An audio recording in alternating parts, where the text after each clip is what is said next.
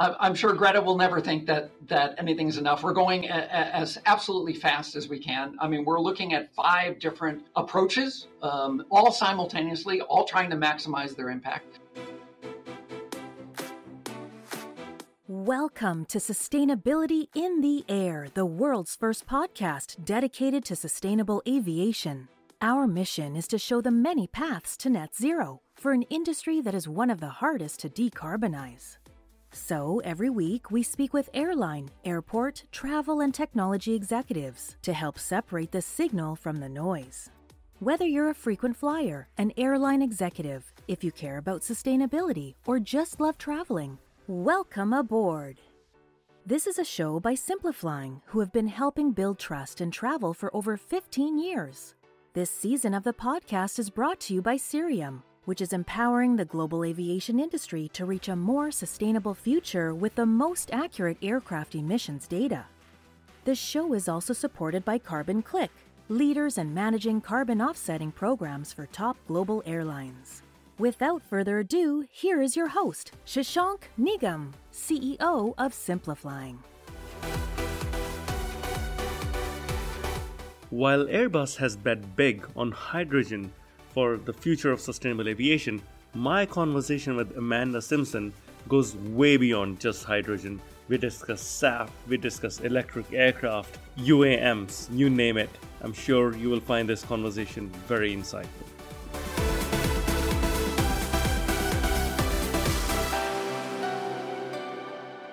My latest guest today is Amanda Simpson, who is an Airbus veteran, I would say, for a long time. But of course, fantastic career path. You, Amanda, were the executive director at the U.S. Army Office for Energy Initiatives, and you were also at Douglas Aircraft. I'm curious, what brought you those roles and finally to Airbus, and what are some of the key insights you had? Well, thank you for having me, and I appreciate the question. I've been in the aerospace industry now for a very long time, excess of 4 decades. And the unique opportunity that I saw at Airbus was to bring my experience with helicopters, commercial aircraft, military aircraft, space systems, and energy all together in one place and apply it to really moving aerospace into the future. So it was a really unique opportunity that I was given. It is indeed unique. Now let's dive right into the meat of it. Airbus, of course, is betting big if you look at the future in towards hydrogen. And tell us, I'm curious why Airbus chose hydrogen out of all the competing technologies for powering the future of aviation. Well, I think the Airbus, we don't think of it as a bet, right? We see that for the future, Airbus and all of aerospace has to be cleaner, right? If we're going to not only meet the environmental goals that are set on a global scale, but if aviation is going to be part of the solution versus becoming a large part of the problem, right? We're only 2% of carbon emissions today, but as all the other sectors work to decarbonize, if we don't do anything, that'll grow to be an unmanageable number. So we are starting now to determine what are the opportunities to reduce not only our carbon footprint, but all of our environmental impact on the planet. And so through a lot of work over a little more than a decade, we've tried a variety of different technologies, either through some of our demonstrators or just doing paper studies.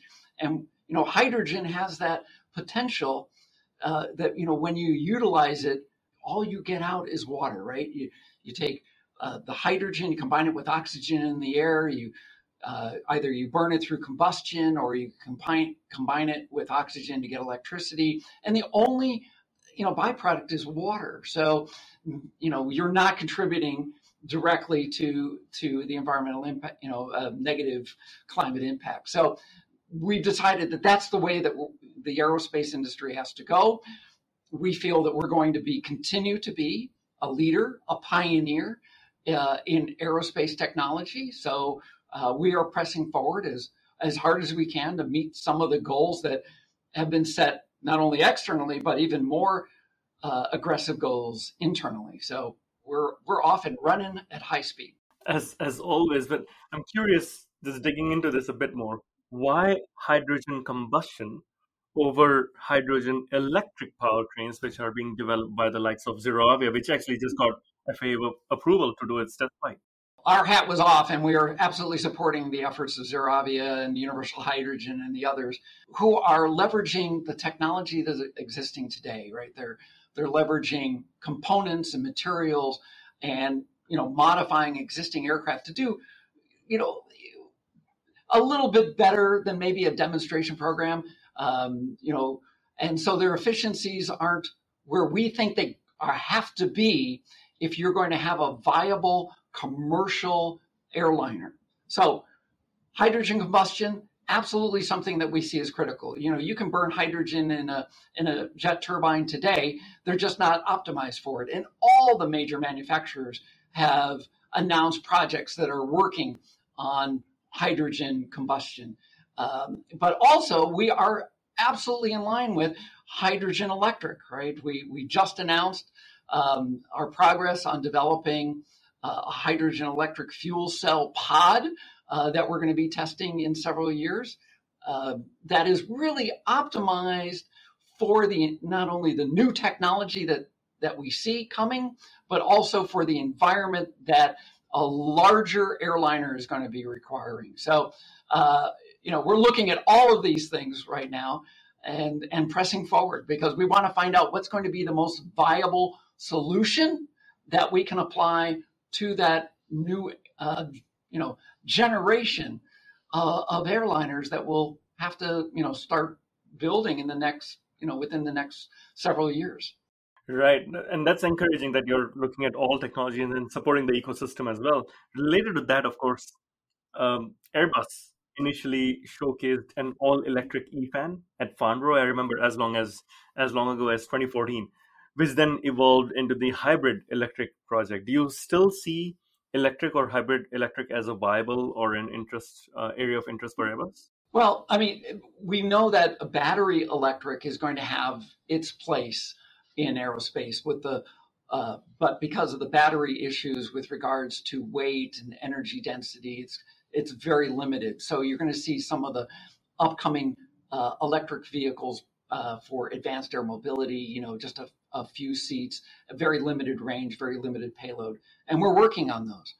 The hybrid electric, we see not so much that you want to be burning the kerosene fuels, the Jet A that you're using today, but hydrogen, as we talked about, has that opportunity to be used to create electricity to drive an electric aircraft. And we see that as a real potential for kind of the mid to shorter range aircraft, amount of power that is generated there and the speeds that you can operate an electric motor. Because right now, that's kind of the limiting factor, right, is the size of an electric motor that you can put on an aircraft. And then, the hydrogen combustion, well, that's going to be that larger aircraft that someday is going to fly in the future. And so we have to evaluate and start pushing that technology forward today. Right. And you make a good point. Hydrogen will be the future of long-haul aircraft in the long term. And eventually, yeah. And tell us a little about Project Blue Condor, in which Airbus has, of course, been testing hydrogen engines. Why did you start with glider tests, for example? Yeah, the Blue Condor project, I'm really excited about that because it's not so much looking at the engine technology, but one of the, a concern about hydrogen is when you burn it in a combustion engine, what are the byproducts, right? We know that there's water vapor, but what else is going on? And how does that water vapor impact the formation of contrails? That has a potential, and there's a lot of research going on. What are the impacts of contrails on climate change? So we need to understand that. So by putting it's a modified Argus glider, we have a pair of them. And one of them has a small turbine engine that burns Jet A, kerosene. And the other is modified to burn hydrogen. And the concept here is that these aircraft will be operated in the mid 30,000 foot range, somewhere between 30 and 35,000 feet. And we can then measure the emissions that are coming out of those engines to determine the difference between burning kerosene and burning hydrogen at altitude. And by putting them on a glider, we get a very clean measurement because it's not impacted by any other emissions coming from that aircraft. So it's not a development of the engine technology, but it's a better understanding of the climate impact of hydrogen up at altitude. So the glider will definitely show you the impact, right? But there are skepticism. There's skepticism in the media as well as the climate change movement that, whether this will ever become a reality. Specifically, going from glider test to full commercial flight in 12 years from now, is that realistic? Well, again, the glider tests are just to understand some of the climate impacts. What we have talked about is actually putting a aviation scale engine or motor on our A380 test platform, probably in the next, we're saying in the 25, 26 timeframe, right? So it's really right around the corner. For the combustion tests, we've partnered with General Electric and Safran, and they're going to provide the engine. It's a modified engine that is normally on like a large business class aircraft, and we're going to mount that as a fifth engine on a 380, so we can take that up to altitude and really do some testing of an aerospace class hydrogen engine. And then we also are building the hydrogen electric pod, right? And so that using fuel cells will be also tested on the 380 in approximately the same time frame. So, we have to do these steps, right? Understand the science behind everything, develop the technology, do demonstrators to understand how well our theory can be applied, how well the engineering is maturing, and then actually start developing that into a realistic design for a new airliner that is designed around the capabilities and the technology that's going to be available, in the 26, 27 timeframe. So, which is coming up really quick. And you have to do that if we're going to get a new airliner out into service by the mid-30s. So, time is ticking. Indeed. Now, one of the other concerns, just digging into this a little bit further, is the Hydrogen Science Coalition estimates that there'll be a 15 to 40% payload reduction when you use liquid hydrogen as opposed to jet A fuel, just because of energy density. How much do you think is this an issue, and how is Airbus addressing this?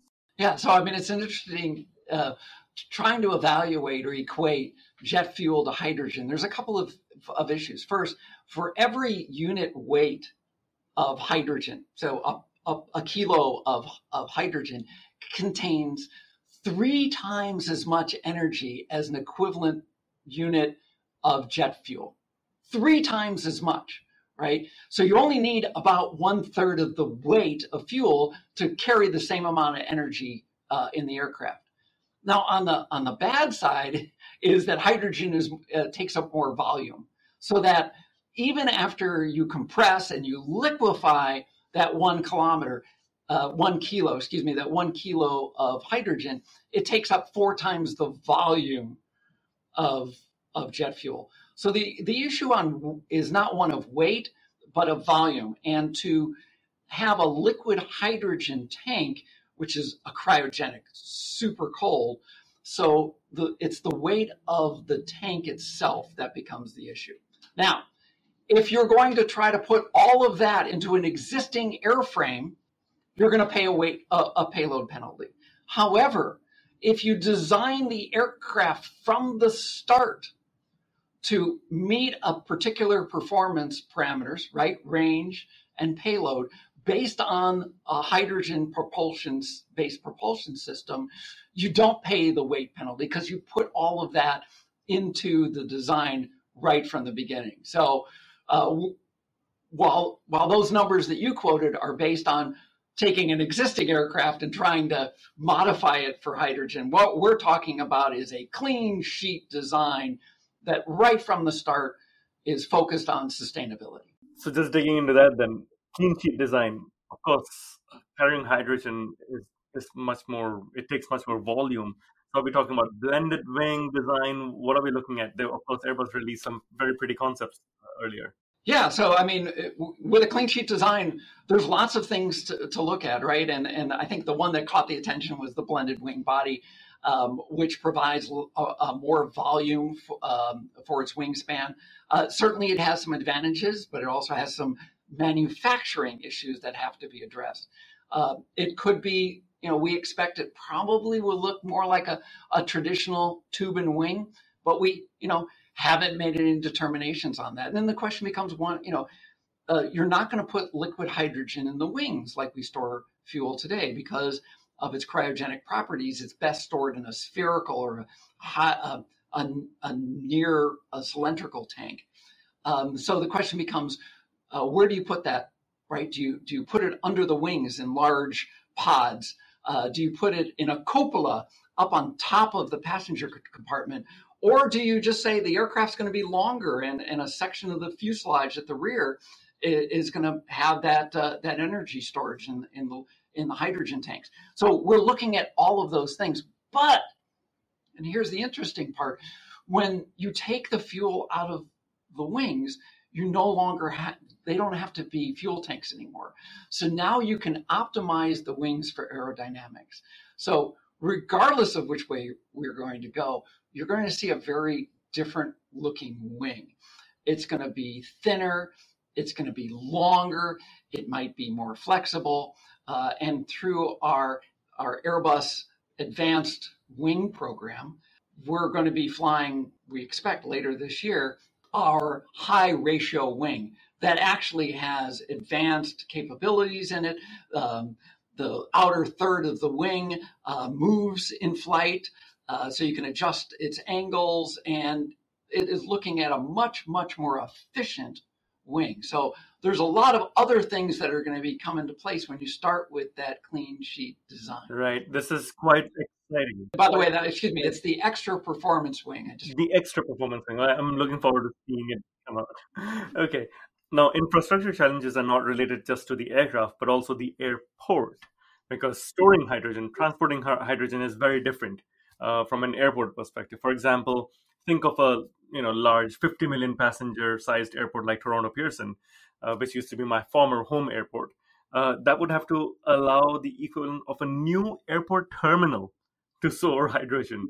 How does this actually work? Well, I don't know that it would be a new terminal per se, but you have to look at a different way of storing fuel and delivering fuel on the airport and bringing fuel on the airport. Now, one of the really advantages of hydrogen is you can produce it anywhere. All you need is access to electricity, and hopefully it is clean electricity from solar or wind or other sources, and water, and you can actually generate hydrogen on site. But I will tell you, here in the United States, there's 10 million metric tons of liquid hydrogen that are moved around the United States and have been for decades because it's used in other industrial processes. Very, very high safety record with that regards. But as other industries, i.e. the ground transportation, whether it be long haul trucking, automobiles, and industries start to use more and more hydrogen as they convert away from fossil fuels, the availability of hydrogen will escalate. So this isn't an aviation or an aerospace issue. This is an entire energy and transportation ecosystem that is being looked at from many, many fronts. So, Airbus and aviation is part of the solution. We're working in partnerships with all these other industries to determine how to move forward. And, if we go back, 60, 70 years, back then aviation was using gasoline, right? And we made over time the transition away from gasoline in piston engines to kerosene in jet engines. And the airports made that adaptation over time. So this will be something that over time, airports will start putting in the infrastructure to support hydrogen. That will grow over time as more aircraft become available, as more routes become open, and it will spread and become more available. So it is a multi-decadal project. It doesn't have to be an overnight switch. You're going to have that availability of multiple fuels starting in the mid 30s, and will continue to grow as the entire industry starts to transform.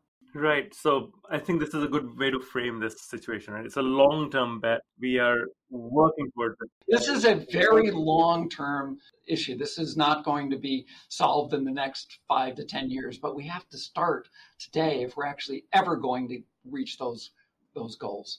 Right. So let's still thinking about long-term, right? Airbus is currently the largest new aircraft manufacturer in the world, and the aircraft you are manufacturing today will continue coming off the assembly line and still be flying in 2050. Oh yeah, right? Absolutely. And that means there'll be over 20,000 aircraft which are using current technology with a second, third, or fourth operator through them using traditional, fuel or fuel alternates.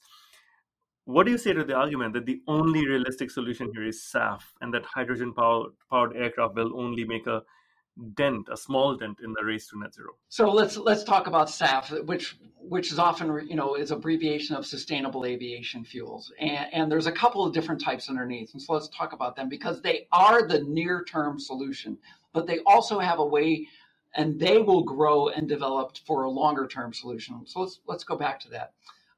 Every aircraft that we produce and have produced can operate today on a 50% blend of SAF, right? So it's 50% traditional kerosene and up to 50% of the sustainable aviation fuels today, which are biofuels, right?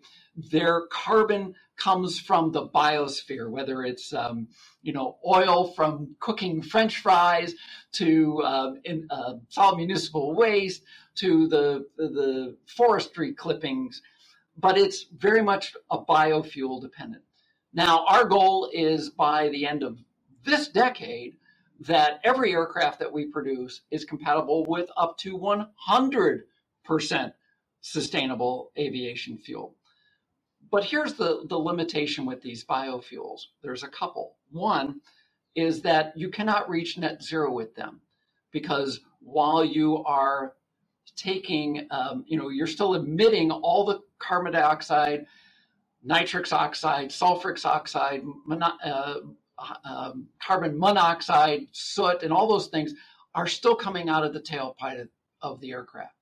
So while that goes into the atmosphere and then gets absorbed into the biosphere, which you then harvest to create fuel, that takes energy and it's not 100% efficient. So we're looking at maybe around an 80% recycle rate.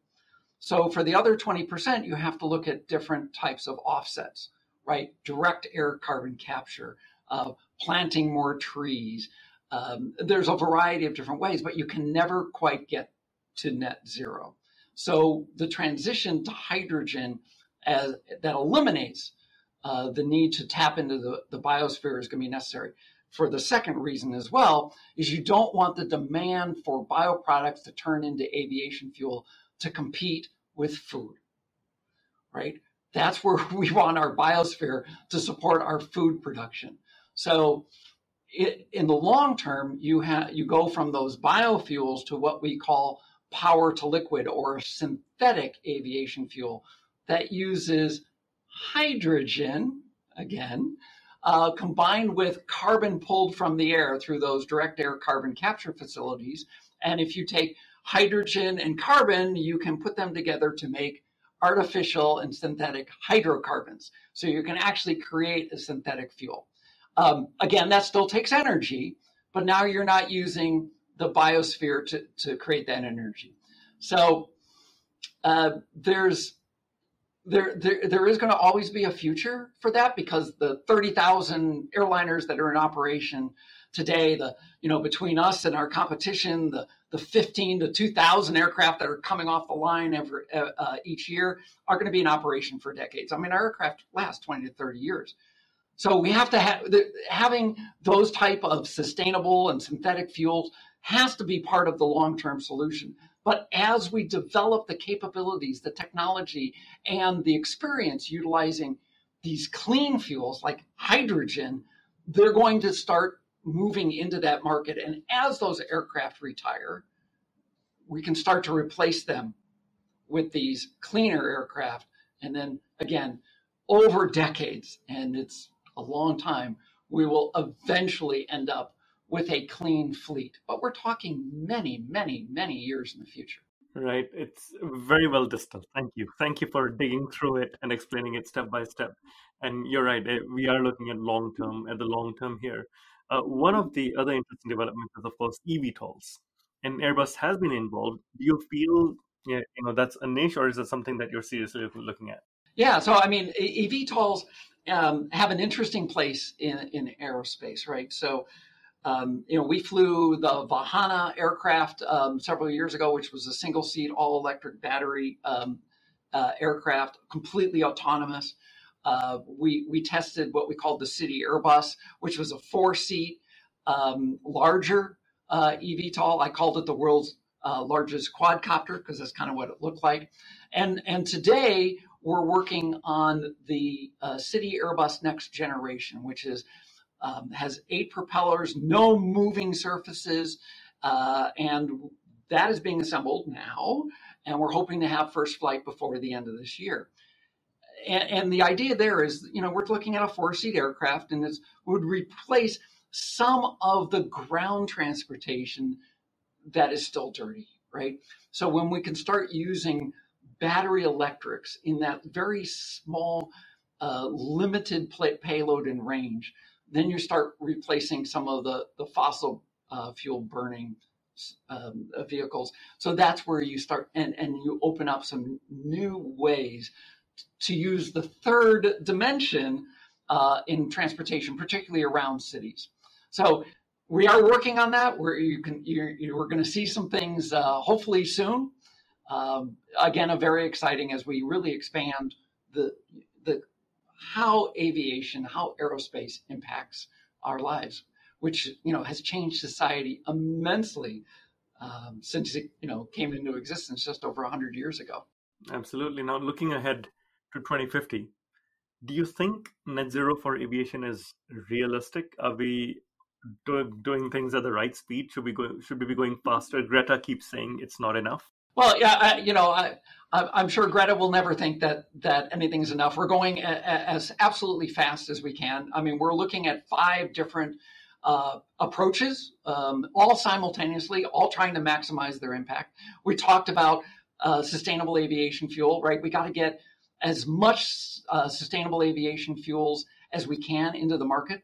Today, it accounts for less than 1% of the available fuels. And that's not an aviation restriction. That's just the ability of the energy industry to produce those, right? So we have to work to develop and produce more of those fuels to get away from the fossil fuels. So that's one. 2 is the new technologies, right? It's going to be the hydrogen. It's going to be the more advanced aerodynamics. It's all the things that are going into the airplane of the future, which probably we won't start seeing till the mid-30s, right? So that's a little further off.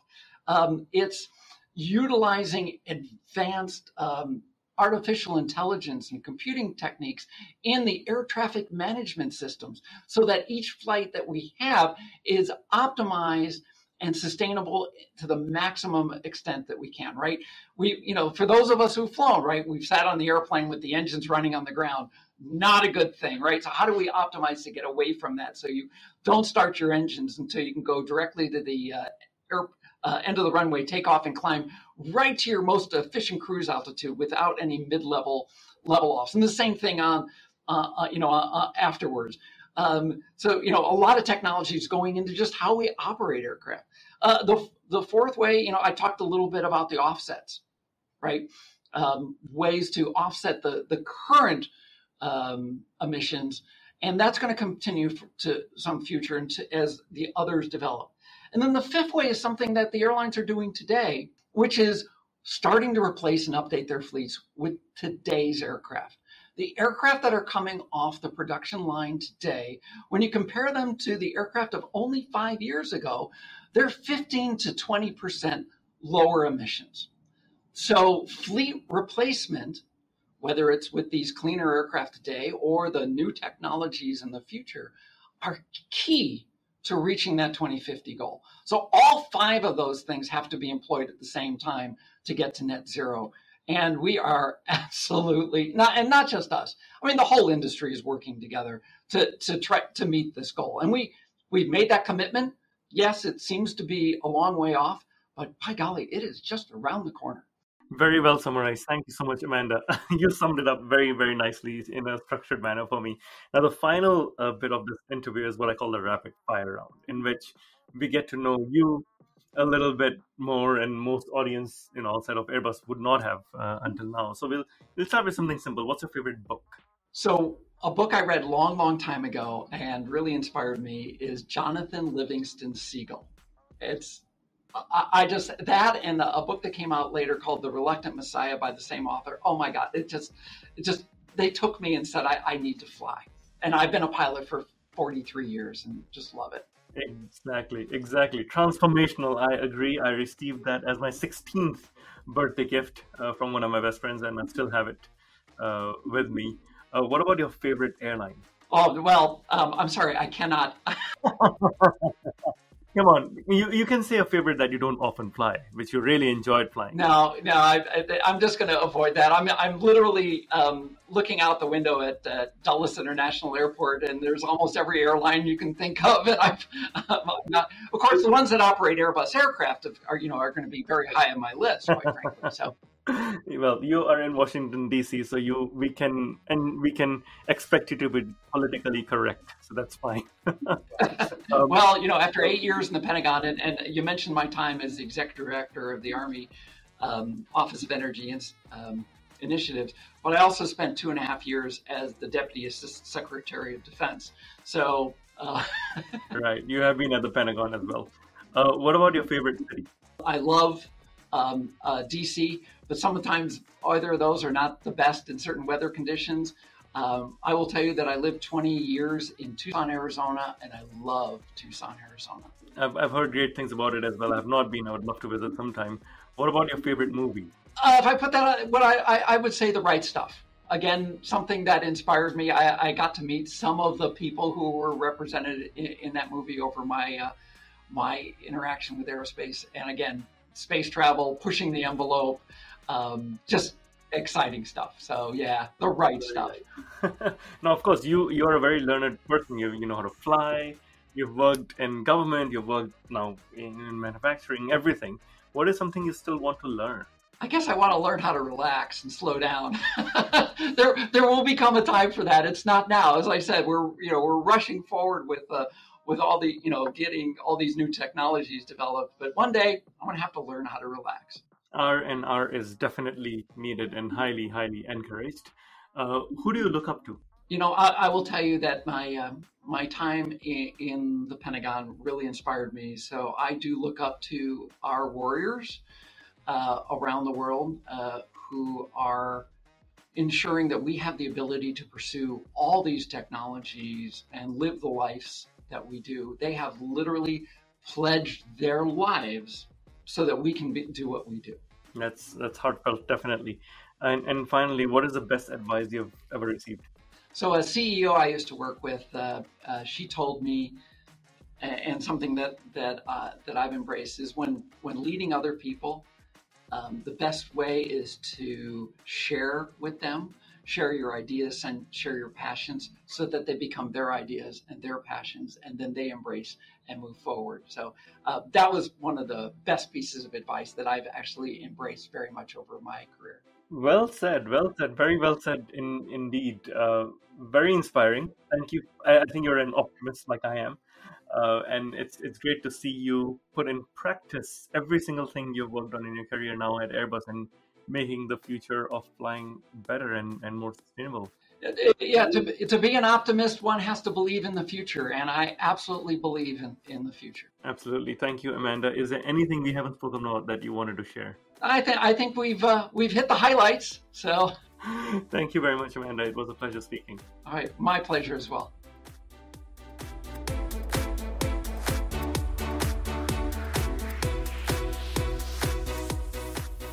Thank you for listening to this episode of Sustainability in the Air, the world's first podcast dedicated to sustainable aviation. Awareness is the key to a green future, so please give us your support to help our sustainable aviation insights reach a wider audience. You can do this by sharing us with your network or leaving a review. For more information on how aircraft emissions data can help you reach your sustainability goals, visit Cerium from the link in the show notes. You can start a conversation with us at podcast@simpliflying.com. And for more content on sustainable aviation, please visit our website, simpliflying.com, and join the movement.